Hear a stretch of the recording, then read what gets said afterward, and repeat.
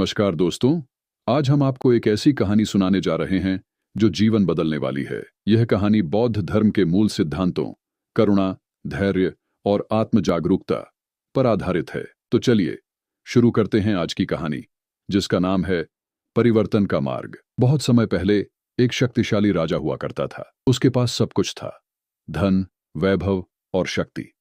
लेकिन वह हमेशा परेशान और चिंतित रहता। राजा को हर समय लगता कि कोई उसकी सत्ता छीन लेगा। एक दिन राजा ने घोषणा की कि वह सच्ची शांति और सुख पाने के लिए किसी ज्ञानी से सलाह लेना चाहता है। उसी राज्य में एक प्रसिद्ध बौद्ध भिक्षु रहते थे। उनकी साधना और करुणा के किस्से दूर दूर तक प्रसिद्ध थे। राजा ने उन्हें अपने महल में बुलाया।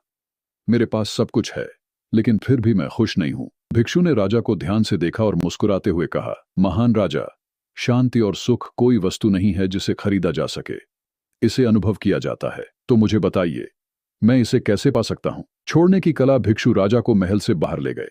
उन्होंने राजा से कहा, यह मेरी शक्ति का प्रतीक है। भिक्षु ने शांत स्वर में कहा, यदि आप सच्ची शांति चाहते हैं तो सबसे पहले अपनी शक्ति और अहंकार का बोझ छोड़ना होगा। राजा ने झिझकते हुए तलवार नीचे रख दी। तलवार तुम्हारी चिंता का कारण है। जब तक तुम इसे पकड़कर रखोगे, तुम डरते रहोगे कि कोई इसे छीन लेगा। सेवा का आनंद। फिर भिक्षु राजा को एक गांव में ले गए। राजा ने पहले कभी अपने हाथों से किसी को भोजन नहीं दिया था, लेकिन भिक्षु के कहने पर उसने ऐसा किया। जब राजा ने भूखे बच्चों को अपने हाथों से खाना दिया तो उसके चेहरे पर एक अनोखी मुस्कान आई। देखा, सेवा करने में कितना आनंद है। जब तुम दूसरों की खुशी के लिए कुछ करते हो तो तुम्हारे भीतर का खालीपन भर जाता है। भिक्षु का तीसरा सबक, वर्तमान में जीना। अंत में भिक्षु राजा को एक नदी के किनारे ले गए। उन्होंने राजा से कहा, क्या तुम इस बहते पानी को पकड़ सकते हो? राजा ने कहा, नहीं, यह असंभव है। भिक्षु ने मुस्कुराते हुए कहा, हमारा जीवन भी नदी की तरह है। अगर तुम इसे रोकने या पकड़ने की कोशिश करोगे तो यह मुश्किल होगा, लेकिन अगर तुम इसे बहने दोगे और इस क्षण का आनंद लोगे तो शांति का अनुभव करोगे। राजा ने भिक्षु के इन 3 सबकों को अपने जीवन में अपनाया। उसने अपने राज्य के लोगों की सेवा शुरू की, अपने अहंकार को छोड़ दिया और वर्तमान में जीने लगा।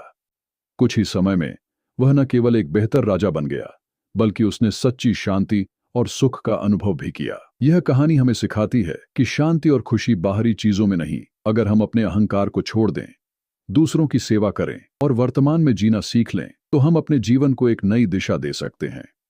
अगर आपको यह कहानी प्रेरणादायक लगी हो तो हमारे चैनल को सब्सक्राइब करें, वीडियो को लाइक करें और इसे अपने दोस्तों के साथ जरूर शेयर करें। मिलते हैं अगली प्रेरणादायक कहानी के साथ। धन्यवाद। धन्यवाद। जय बौद्ध धर्म।